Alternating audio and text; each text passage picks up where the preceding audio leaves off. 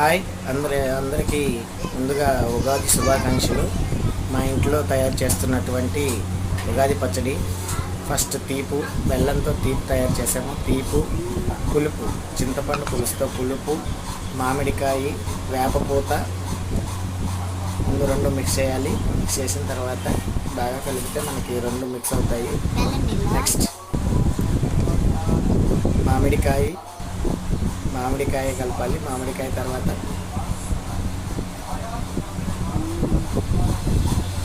Next వచ్చేసి మనం చేదు అంటే వేపపూతను కలుపుతున్నాము.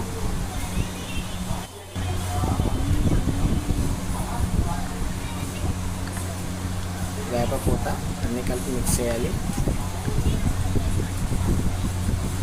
నెక్స్ట్ మనం అన్నీ మిక్స్ చేసిన తర్వాత ఉప్పు కలుపుతున్నాము. ఉప్పును కూడా మిక్స్ చేసిన తర్వాత కొంచెం కలిపేసి తగినంత తీసుకొని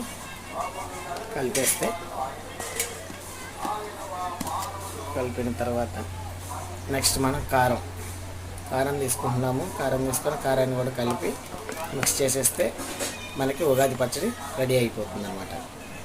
ఇది మా ఇంటి ఉగాది పచ్చడి. మీ ఇంట్లో కూడా ఉగాది పచ్చడి చేసినట్లయితే కామెంట్ చేసి వీడియో పోస్ట్ చేయండి. Thank you. మీకు మీ కుటుంబ సభ్యులు అందరికీ ఉగాది శుభాకాంక్షలు. Thank you very much. Completed Ugadi పచ్చడి.